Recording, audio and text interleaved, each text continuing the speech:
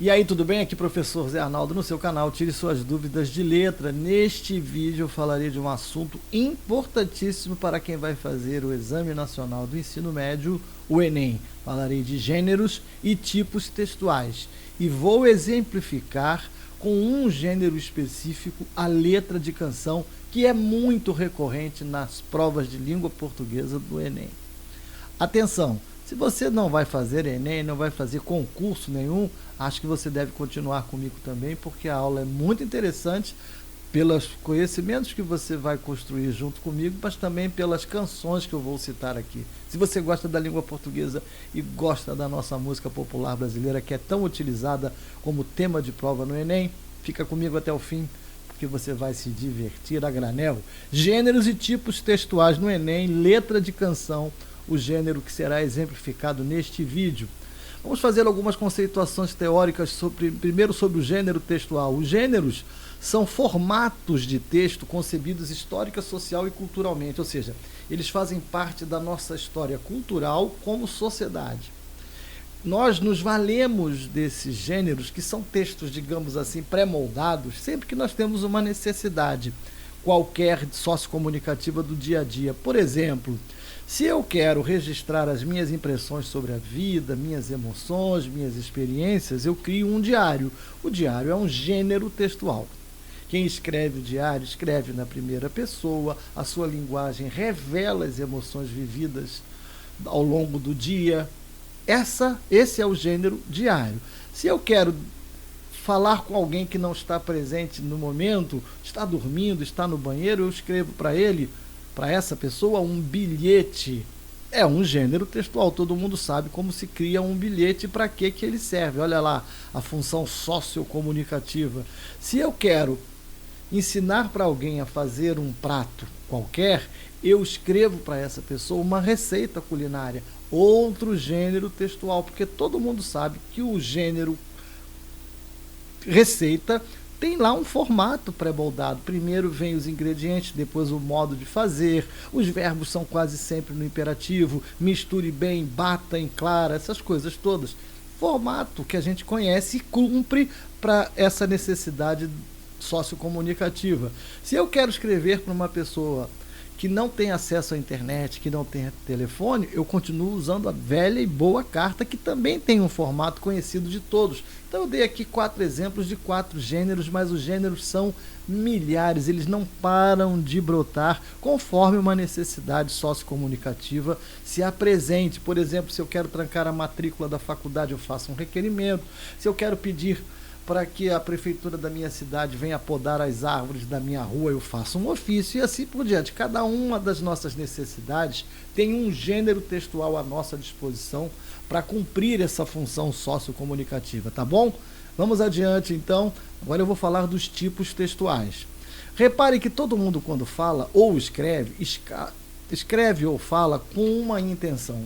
A pessoa pode querer contar uma história, descrever uma cena, dar uma ordem, convencer o ouvinte ou leitor, expor uma situação. Conforme essas intenções da construção do texto oral ou escrito, o tipo textual será narrativo, descritivo, injuntivo, argumentativo ou expositivo. E não é assim só. Agora eu vou narrar uma história. Para narrar uma história, há uma série de escolhas que nós vamos precisar fazer das palavras, do modo de configurar as frases, os tempos dos verbos que nós vamos usar, o estilo da escrita. Nós vamos moldando a língua conforme a nossa intenção. E esse molde nós chamamos de tipo textual. São características do texto narrativo, por exemplo, a presença de uma voz que conta a história, que é o narrador, a presença de personagens que vivem essa história ao longo de um pedaço do tempo, em determinado lugar ou lugares, que nós chamamos de cenário. Se nós, por outro lado, queremos descrever um lugar, uma pessoa, uma situação, nós usamos a língua para descrever e usamos o tipo textual chamado de descritivo. E outra vez nós moldamos a língua para esse propósito da descrição. Os verbos são diferentes dos verbos da narração. Há uma presença maior de adjetivos. Percebe? Nós vamos moldando a língua conforme a nossa intenção. Se a nossa intenção é expor uma situação política, social, pessoal ou científica, sem emitir uma opinião expressa sobre ela, nós construímos um texto chamado de expositivo. E também nós, se quisermos convencer o nosso leitor ou ouvinte de uma ideia, de um posicionamento político, de uma descoberta científica, de um caminho filosófico, nós usamos a língua para formular um texto argumentativo. Já se a nossa intenção é ensinar, ordenar, instruir, nós usamos a língua para formar o texto chamado de injuntivo, que você vê em parte das receitas culinárias, que você vê, por exemplo, nos manuais que acompanham os eletrodomésticos que nós compramos, o modo de usar, coisa e tal. Então nós temos aí esses 5 tipos textuais e aqueles milhares de gêneros sobre os quais eu falei anteriormente. Dito isso, eu posso tratar então de um gênero específico, como eu prometi a você, a letra de música. Letra é um conjunto de palavras, segundo o dicionário Wise, geralmente em versos que compõem o texto de uma canção, de um hino, etc. Para o Aurélio, o texto em versos de certas músicas ou canções é a letra. Para o dicionário Michaelis, a letra são versos que são acompanhados por música ou toada.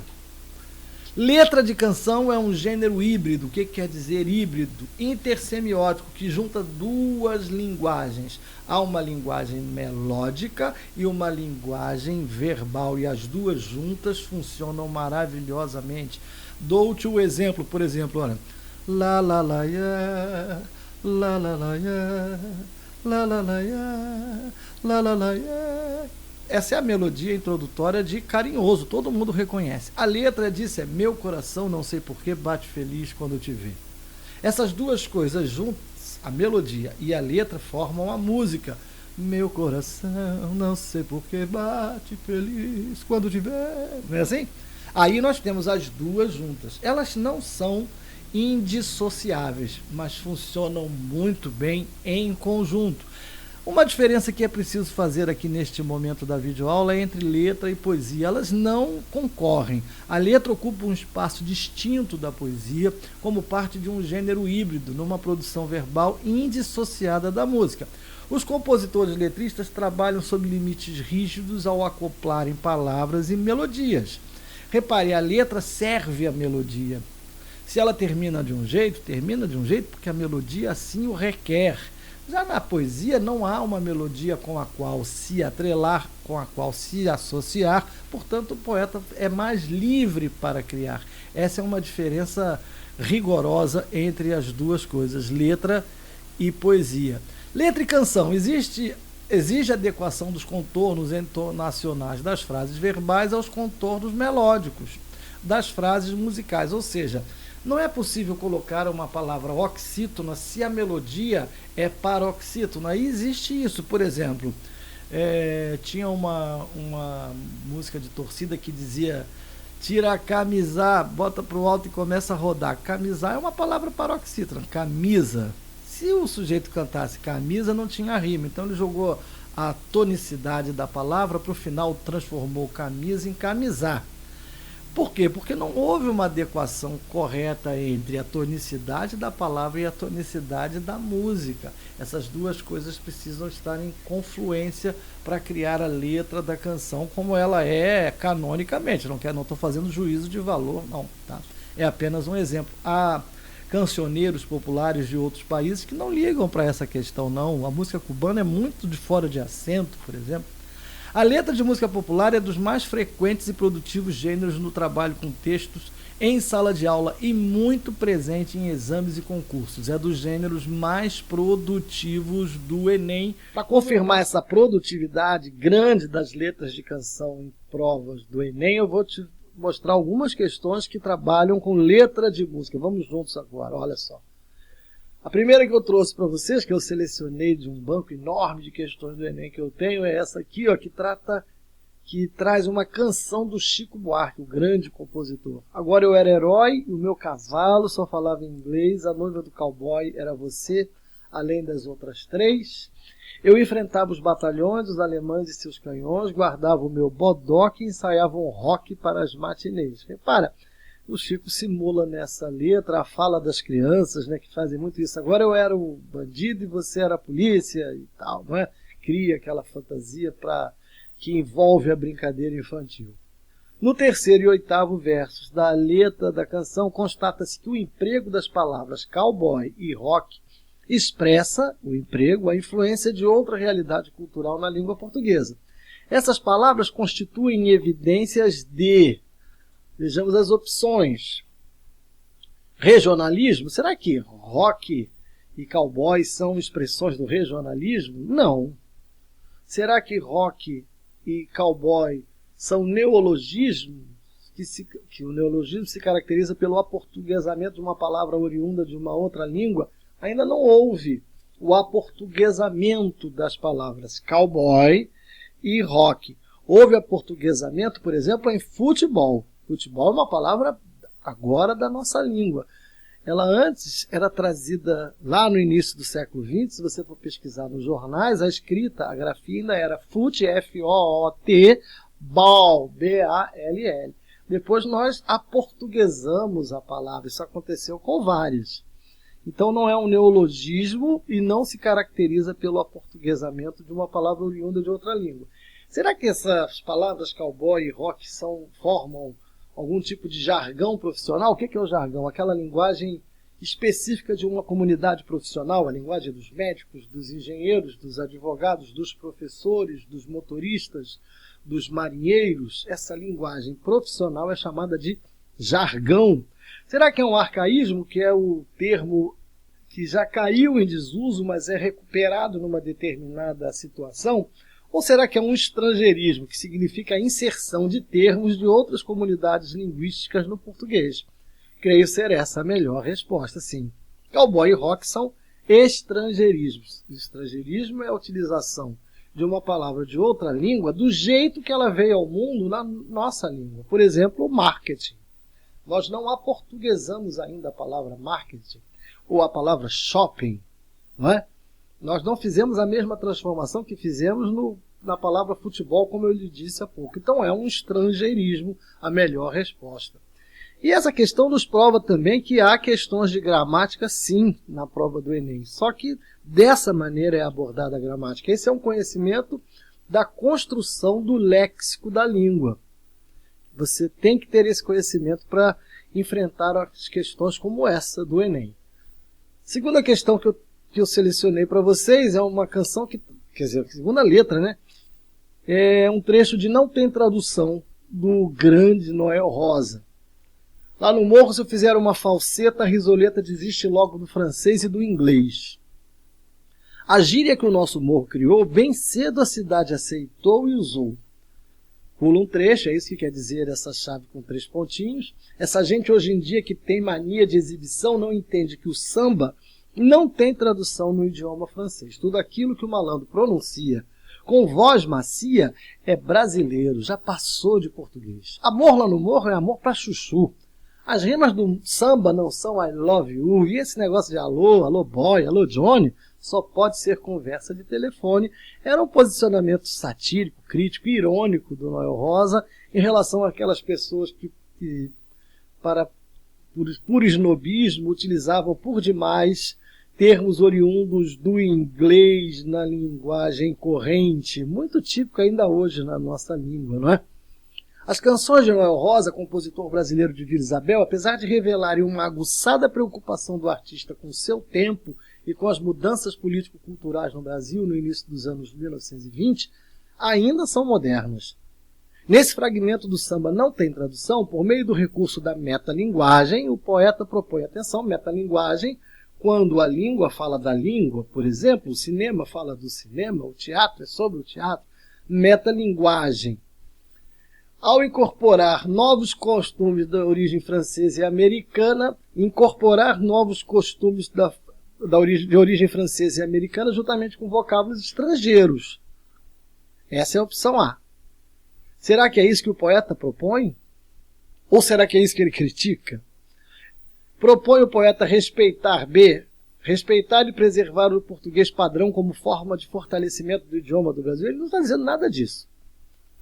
Será que o poeta propõe valorizar a fala popular brasileira como patrimônio linguístico e forma legítima de identidade nacional? Opa, essa tá boa, né? Será que ele propõe mudar os valores sociais vigentes à época com o advento do novo e quente ritmo da música popular brasileira? Não, ele não está defendendo o samba, ele está falando da linguagem que é utilizada no samba, é diferente.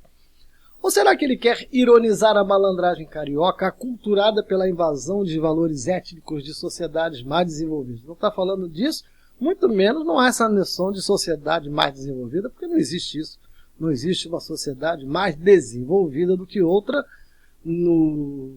modernamente nos estudos antropológicos. Não existe. Então nós ficamos mesmo com a letra C. Podemos ir adiante? Agora um trecho de um samba do Paulinho da Viola, o grande compositor portelense. Tá legal, eu aceito o argumento, mas não me altere o samba tanto assim. Olha que a rapaziada está sentindo a falta de um cavaco, de um pandeiro, de um tamborim. Tá falando com alguém, ó, tudo bem. Quer tocar samba, tudo bem, mas não altera tanto assim. Sem preconceito ou mania de passado, diz ele, sem querer ficar do lado de quem não quer navegar, faça como o velho marinheiro que durante o nevoeiro leva o barco devagar. É a coisa do bom malandro, né? Tá certo. Quer mudar, muda, mas vai devagar. Não é assim, não. Chegar e meter o pé na porta, acabar com uma tradição de décadas. Na letra da canção percebe-se uma interlocução, ou seja, um diálogo, e efetivamente a voz que fala na letra está se dirigindo a alguém. A posição do emissor é conciliatória entre as tradições do samba e os movimentos inovadores desse ritmo. A estratégia argumentativa de concessão nesse cenário é marcada no trecho, mas não me altere o samba tanto assim. Opa, peraí. Tudo bem, quer mudar, muda. Olha, há uma concessão, mas não me altere o samba tanto assim. Vamos ver, olha que a rapaziada está sentindo a falta, sem preconceito ou mania de passado. Não, isso aí é uma atitude de defesa do eu lírico, da voz que fala na letra. Sem querer ficar do lado de quem não quer navegar, é um outro posicionamento. Leva o barco devagar, é o aconselhamento que ele dá a essa outra pessoa. Então, onde há essa estratégia argumentativa da concessão é na letra A. Mas não me altere o samba tanto assim. Por que é uma estratégia de concessão e é uma estratégia argumentativa? Porque muitas vezes no embate argumentativo, um dos debatedores pode conceder, aceitar uma parte da ideia do outro, mas ele contrapõe uma outra ideia. Alguém está dizendo, tá bom, tudo bem, podemos fazer desse seu jeito aí, mas vamos também tentar dessa outra maneira. Isso é uma concessão. E essa é uma estratégia argumentativa. Tá certo? Uma outra questão que eu trouxe para vocês, essa foi a número 3, então agora vamos com uma outra canção do Chico Buarque, Querido Diário. Hoje topei com alguns conhecidos meus, me dão bom dia, cheios de carinho, dizem para eu ter muita luz, ficar com Deus. Eles têm pena de eu viver sozinho. De novo, aquela chave com 3 pontinhos que significa exatamente que houve uma parte do texto que não será citada. Hoje o inimigo veio me espreitar. Espreitar é olhar de longe, espiar, espionar. Armou tocaia lá na curva do rio. Trouxe um porrete a mó de me quebrar. Mas eu não quebro porque eu sou macio, viu? Repare, uma característica do gênero diário, veja, essa letra chama-se Querido Diário e simula aquilo que se faz no diário, que é o registro das ocorrências do dia a dia de uma pessoa. Um interessante instrumento de autopercepção, não é? Uma característica do gênero diário que aparece na letra da canção de Chico Buarque é o ou a. É o diálogo com interlocutores próximos? Não, no diário não há um interlocutor próximo. A pessoa escreve no diário para si mesma, não é? Tanto que tem gente que esconde o diário, bota segredos, para que ninguém leia. Recorrência de verbos no infinitivo não é uma característica do gênero diário. Não é isso, não é isso que caracteriza o gênero diário, ainda que esteja lá, apareçam no texto alguns verbos no infinitivo. Predominância do tom poético, não é uma marca de jeito nenhum do gênero diário, o tom poético. Uso de rimas na composição, se não tem o tom poético, também não tem o uso de rimas. Na verdade, isso é uma letra que simula um diário. E uma letra tem rima e tem um tom poético. O diário não. O que se quer na questão, atenção para o comando da questão, é uma característica do gênero diário que aparece na letra da canção é a narrativa autorreflexiva. Quem conta aquilo que lhe aconteceu durante o dia num diário está refletindo sobre os acontecimentos, o que aprendeu com eles, o que perdeu com esses acontecimentos, o tanto que sofreu, o que vai guardar na memória. É para isso. É uma autorreflexão, uma narrativa de autorreflexão. Então nós marcaríamos efetivamente a letra E. Bom, com essas 4 questões do Enem que trabalharam com letras de música, eu encerro essa primeira parte da aula de gêneros e tipos textuais. Eu espero que você tenha gostado. Se você vai fazer o Enem, essa aula vai ser muito útil, porque, como eu disse, o Enem utiliza muitas vezes letras de canção em sua prova de língua portuguesa. Habitue-se a trabalhar com esse gênero para que você saia muito bem nas provas que estão por vir. Um beijo para você, até a próxima!